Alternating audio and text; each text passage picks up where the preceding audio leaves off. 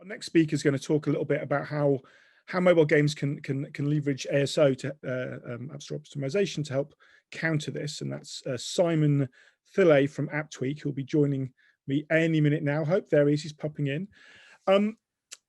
So Simon, hello. How are you? Good. How are you? I'm not bad. Look at you. You're very branded. That's very good. It's always mandatory. I've gone with my own personal brand, which is chaos. So that's good. No, that's fantastic. Good to have you. So whereabouts are you based, Simon?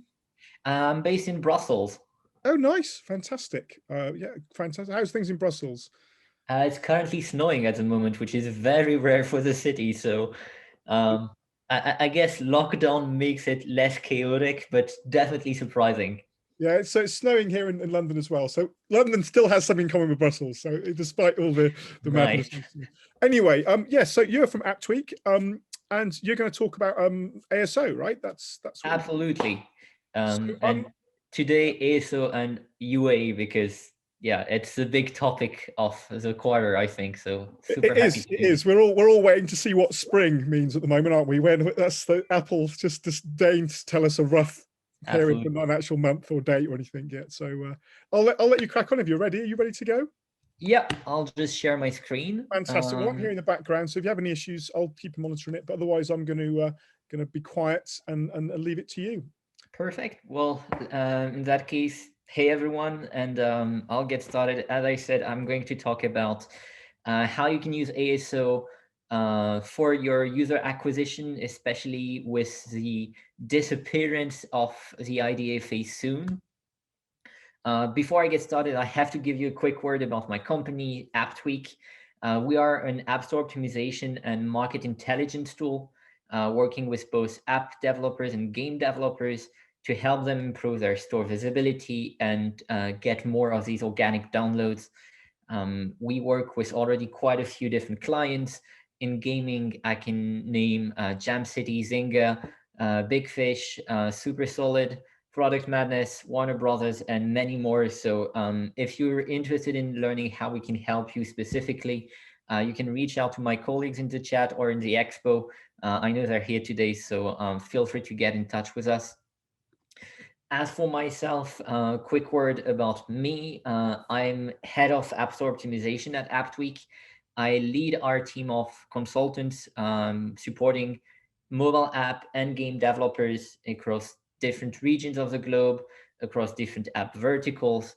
And I've personally been doing ASO for over 4 years now. I come from a growth marketing background, also trained in user analytics and a bit of SEO as well. So I've always been super curious about all of these topics. And obviously, when Apple announced the ATT framework and all these things, I had to talk to you about this because it's a great opportunity to understand more how ASO and UA can work together. And so for our agenda today, I'll start with a quick reminder of what ASO actually is in 2021, because it's not necessarily what you think it was and what it used to be. Also a quick reminder about ATT. And then we'll talk about how you can build mutually beneficial relationships between your ASO and UA in the store first, so specifically around Apple search ads. Then we'll talk about having creative optimization led by your ASO team. And finally, how ASO can also help you research customer intent. Just before I get started, I also want to tell everyone that these slides are already available on our website and social media. I know a lot of people usually ask, will the slides be made available after the presentation? For us, it's not after, it's already available. So feel free to get them if you're interested. Now, for the good stuff, we'll start with a quick reminder of what App Store Optimization actually is. So you can see on the top of the screen our definition. It is the process of improving an app's visibility in app stores throughout the app's lifetime, and also maximize the app's appeal to users to increase the downloads. So it's pretty straightforward, but you can already see there are different parts to ASO. The first one is increasing your traffic. The second one in this sentence is that you will have to do it more than once, and you have to do it as your app evolves. And also, it's not just about getting you more traffic, it's also making sure that the traffic you get converts better to get you these installs, which are key to your growth process. Now, how to do it, and this is where you might not know everything about ASO, is that it starts with optimizing your metadata, and this is usually what people know about ASO. They think it's about keywords, and it is, at least in part, it is. You have to optimize your title, your subtitle, your long description on Google Play, or your keyword field on iOS. But also choose your category carefully, craft a good developer name, use a different product ID, Google tags if we're talking about Google Play. So there's already quite a lot to do here, but it doesn't stop there. You also have to optimize your store creatives to get the best conversion. And today you even have to pay attention to your reviews and ratings, try to improve them over time, monitor your product metrics on Google Play, otherwise your visibility will suffer. And overall, ASO is also about supporting your inorganic traffic. So if I look at an app page today or a games page, it's pretty much everywhere. And that's the bottom line about ASO and why we're going to talk about optimizing ASO and making sure that it helps your UA as well. For the question of how does it help specifically now, well, you know that Apple is bringing these changes early spring of requiring all developers to acquire consent to track users, specifically the device ID, but not only that ID. And according to a study made by Feature and Addictive, that means that most ad networks who rely on the user IDFA are expected to lose this information for more than 50% of the traffic. At the same time, we've heard Apple developing their own privacy-friendly attribution tool called Scan Network. The problem with that tool is that it doesn't allow the same level of optimization on post-install events. Retargeting is already not covered right now, deep linking as well. And that means it's going to bring a lot of changes to UA. And overall, it's expected that there's not going to be an individual ad targeting anymore. And ad targeting is going to be based a lot more on context. And this is where ASO can help you, because ASO gives you a lot of information when you know how to find it to understand what is the best context for your app. So we'll start by talking about in-store user acquisition. And because we're talking mostly about iOS, I will focus on Apple Search Ads.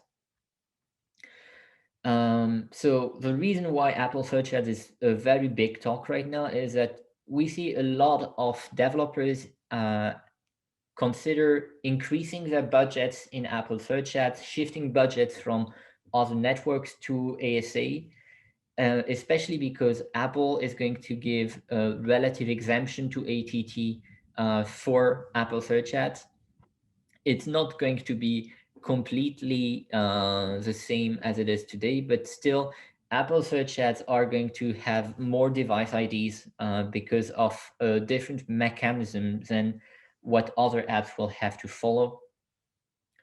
And where ASO is going to be able to help you is that if you have an ASO team and they use a tool today, they already get their keyword volume data from Apple Search Ads, and that means they can help you identify which keywords to target.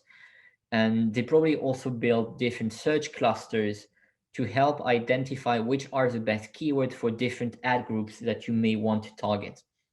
So the first thing to do is talk to your ASO team, ask them to help you identify which keywords to get started on if you're not already running Apple Search Ads.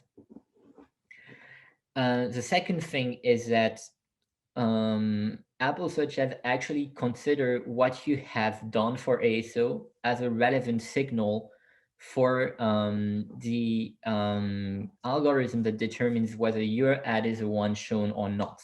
And that included in the Apple Search Ads webpage. And so where it's important, it means that your ASO team, if you work closely with them on ASA, is going to be able to change metadata to help you target the keywords and try to improve your relevance, thus lowering your CPI and ROAS and improving your ROAS. And here we have a quick tip, which is that technically on Apple, the long description is not indexed for organic purposes. However, we've seen a lot of ASO practitioners tell us that they believe the long description is actually a relevance factor for ASA. And because ASO team are trained in optimizing a long description for Google Play, they can also help you rework this long description on iOS, which is read by very few people, and help you get the right amount of keywords in there to boost your ASA. It's also a mutually beneficial relationship because ASA can also boost your ASO.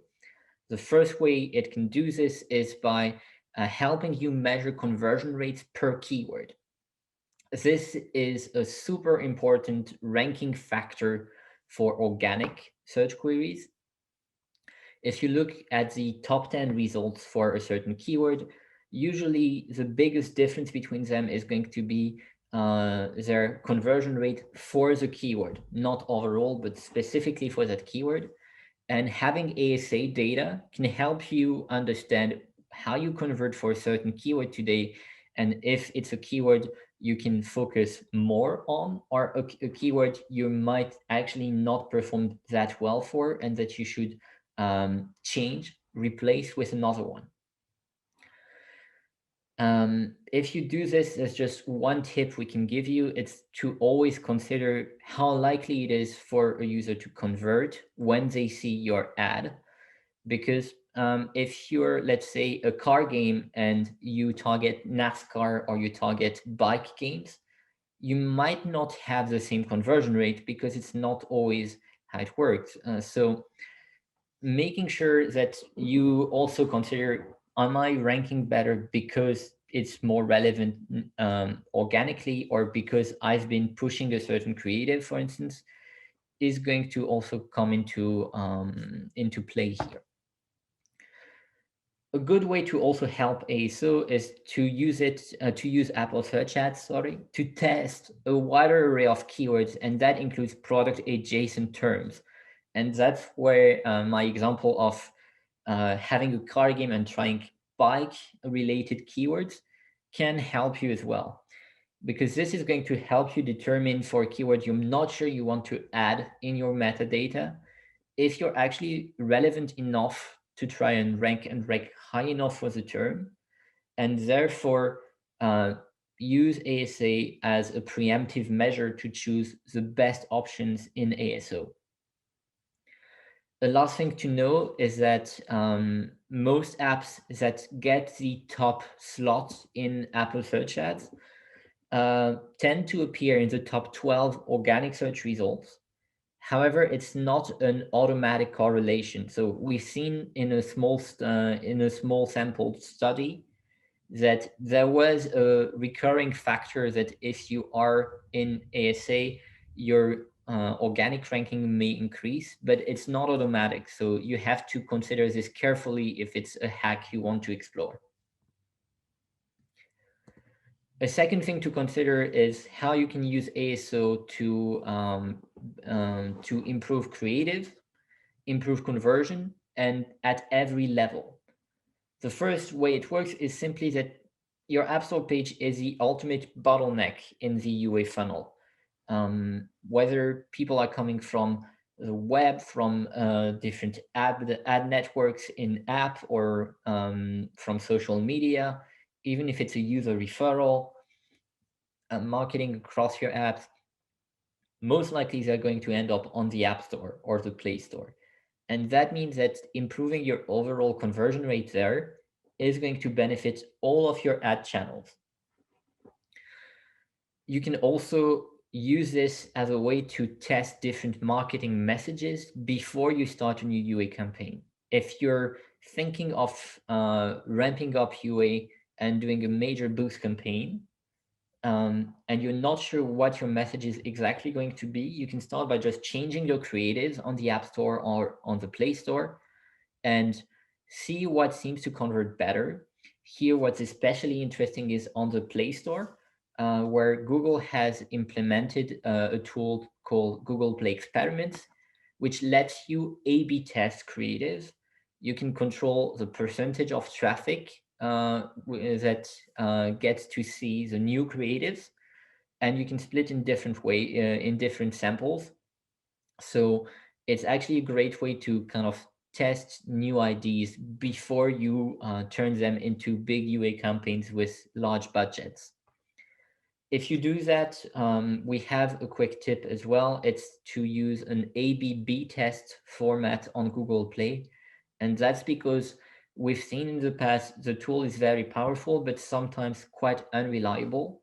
And so this is a quick way of making sure it becomes reliable. And if you're interested, I invite you to get in touch with me on the platform after the event or during the Q&A, and we'll be able to tell you more about this. A second way to leverage ASO for creative optimization is to consider how you can use a combination of ASO and ASA, for instance, to improve contextual opportunities. The way it works is that, for instance, on Apple Search Ads, you have a tool called Creative Sets, which allows you to play around the creatives that are shown in the first positions depending on the ad group. And so here I did an example for Township, where you can see that Township is actually bidding on its own brand. And the first creatives say play minigames, collect resources, and build. And this is very efficient for your brand, and overall, this is a basic creative set. However, if they're targeting city building, then it becomes more interesting to actually show build your dream city, and decorate as screenshots that will appeal to the customer intent behind the ad group. So here it's really about using this context of users searching for different things to show them the right creative at the right time. And it's part ASA and part ASO, because the creative sets are cards that are based on what is already in your store metadata. You cannot add more creatives for the creative sets. You can only use the up to 10 screenshots that are available in your App Store page. If you think about Google Play, you can also look at custom store listings, because they can help you target specific countries compared to locals, which is how Google works, which is a combination of a region and a language. So with store listings, you can instead target a very specific country and start promoting special offers for that country, for instance. Or you can also retarget certain users based on their install status. Right now, there's only one option, which is pre-registered users, but you might have in the future more options to talk to already existing users and show them different creatives than new users, etc.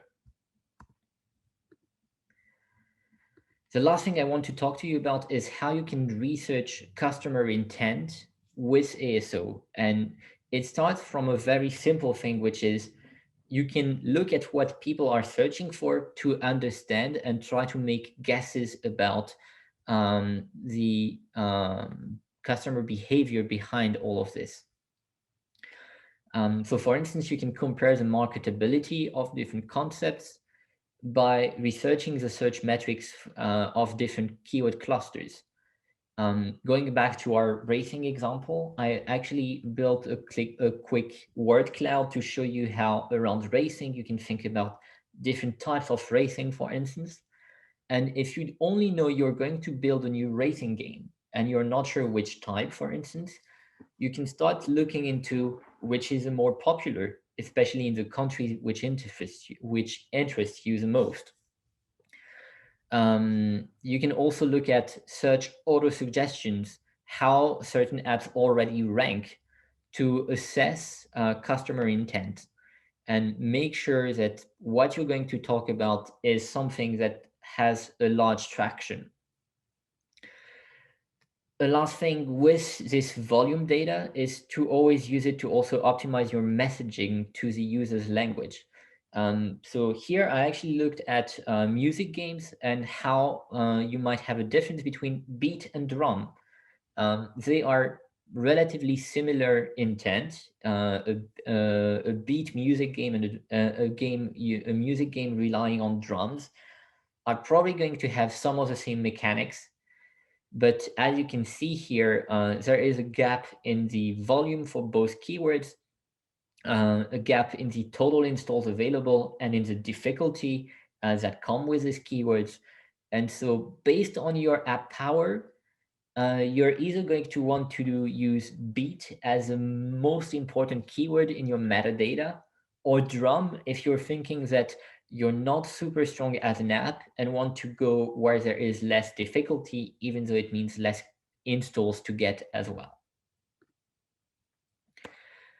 You can also use reviews for this, because this is a goldmine that a lot of people undervalue. Basically, reviews tell you what your customers expect from the game, and so you can do a sentiment analysis to see what people like about your game, how they talk positively about your game, and what they don't like, what they complain about, what you might need to tell your product team to fix. But also, if you look at your competitors, it tells you what are the features that customers value the most, and then you can assess, is my app a reliable solution for this kind of need, or should I not target this because I'm not going to be performing better than most in here? And again, with a quick pro tip, if you have a Google Play phone, an Android phone, you can go on the reviews of any app and see if there are some review topics that Google generates automatically, to understand what are the things people talk about in a very quick glance. And you can even explore if this is something positive for your app or not. And this will really help you understand which features you want to promote in your metadata, you want to promote in your store creatives as well, and overall improve based on what people are telling you. That's it for the presentation. I think we have a few minutes for Q&A. I hope so. And just before we turn to Q&A, I wanted to let you guys know we have a quick coupon for the event. So if you're interested in upgrading an AppTweak or getting started, feel free to check it out. Fantastic. That was great. Really great, Simon. Thank you for that. I always, I love presenting these things because usually at conferences I'm off running about having meetings, whereas here I get to actually listen to it all. My mind is always blown by the amount of science and I guess art as well that goes into not just the making the games, but the kind of optimizing the marketing and the discovery. So I've got loads of questions. So I'll get through a few of these. I've got a very direct, easy one first from Maxon Pogowski, which I'm sure you can answer very quickly. What do you mean by ABB test? I presume he means, we understand A/B test, but ABB test. Yeah, an ABB test is like an ABC test, except you actually repeat the B variant twice. And that's just a hack we found to improve the reliability of these tests on Google Play. Because we saw that there are basically there's not too much control over the samples. You can control the size, but you don't really make sure people come from different sources. And that means that you might get very positive or very negative result for your B sample. that don't match reality, because it's just how the traffic, how the sample was built is not matching the overall traffic you get. And so if you repeat the B sample a second time, you just compare, does B1 have the same results as B2? And if so, you can say, okay, these results are reliable. I can go ahead and implement the new creatives, and if it worked, or at least I can get the learnings from my A/B tests. Whereas if you only had done A/B, you might see a super positive result, apply it, and then never see it actually work, never giving you that true uplift, because you just had a false positive result. Okay, I think I understood most of that, so that's good. I'm wondering, I'm hoping for the day that someone goes to the ABBA test, and surely the winner would take it all in that case. Hilarious, ABBA joke. Anyway, I've got a couple more questions here. What is the impact of a video preview? Any best practices regarding orientation, messaging, or CTA? That's a big A one. big one again. So first of all, the impact of a video preview, it can be huge, but it can work both ways. So it's super important to test it, because it's usually, first of all, it's going to be the creative that people see first once they get on your page or in the search results. But that means you have to really make sure it's going to give you an uplift, because we've seen some people make a video preview just because they thought it's better to have one, and it didn't work that well. And in that case, it's better to just stick to screenshots. In terms of orientation, there are a few hacks. For instance, on iOS, if you have portrait screenshots but use a video in landscape, your video is going to be the only thing that shows in the search results. But when people arrive on your product page, it will not show, or rather it will show in a very bottom position, so not above the fold, and it will just show in a small placement called, I believe, learn more or something like that. Okay. So there are ways to play around, and you could say, I want to have a video just for search as a result, or try to optimize your video for other things. Yeah, okay, there's loads of questions in here. I've got another one coming, which looks, what are the best ways to form correct and more accurate hypothesis for creative testing? Can keyword, pardon me, or user intent help in these hypothesis forming process? Of course. The whole point for your, the first thing you should consider for doing an A/B test is, what do you want to learn? The A/B test that will give you the most obvious results are the one where you're changing everything. But the problem with that is, even if you get a win, you get a nice win. It gives you a boost for some time, but you don't really learn what worked for you in that new creative. And so here, it's really about formulating a hypothesis, and then making sure you have a process to measure, to be sure that this was a thing that worked for people. So if we're thinking about customer intent, let's say you're thinking, do I want to talk more about PvP? You can just use a creative you already have on PvP, move it to the first position where most people will see it, and look at what happens. But if you do this, you must make sure not to change too many things at the same time, because otherwise you won't know if it's just putting PvP first that worked for you, or if it was changing the design behind the creatives, etc. Fair enough. I'm going to try and squeeze me one or maybe two final quick questions here. It's something I was actually interested in. A lot of it was interesting, but you mentioned that the different platforms, particularly Google and Apple, have different tools and things you can mess around with. Is there an argument, this question here, where you should hone a strategy on one before going to the other? Does it make sense to do some work on Google Play and then move to Apple, or vice versa, or are the results mechanics of the platform so different that that's kind of irrelevant? It's kind of a test and see process. So it's good to thrive in one environment first. Usually, I would say it can translate, but not all the time. So you have to be careful around it. In terms of creatives, for instance, Google Play is much easier to navigate because you don't have to upload a new build every time. So I would say probably better to test on Google Play first. But when it comes to keywords, Apple seems to be more reactive. Google takes more time to react to a keyword change. So there's always kind of see what you can do, prioritize your resources, and start somewhere.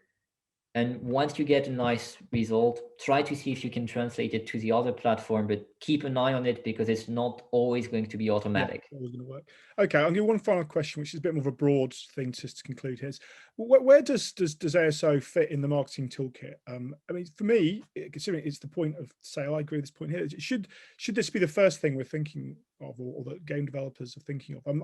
Obviously, in huge companies, it's you're doing everything. In a smaller business, you maybe don't have a team of 20 or 30 working on marketing. So is this the absolute first thing? And the second one I'll tie in just to close is, how do kind of costs compare to like a UA campaign? Or is this, I'm sure you're going to say variable because everything's variable, right? But yeah. So yeah, variable in terms of cost because it depends on the scale you want to do.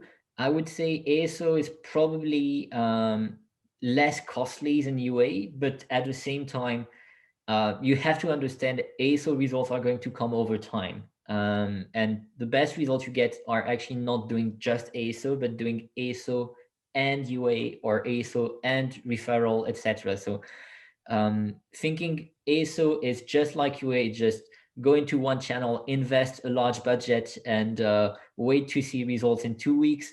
It's not how it works. And here it's more about build synergies. And so when you ask, is it where you should start?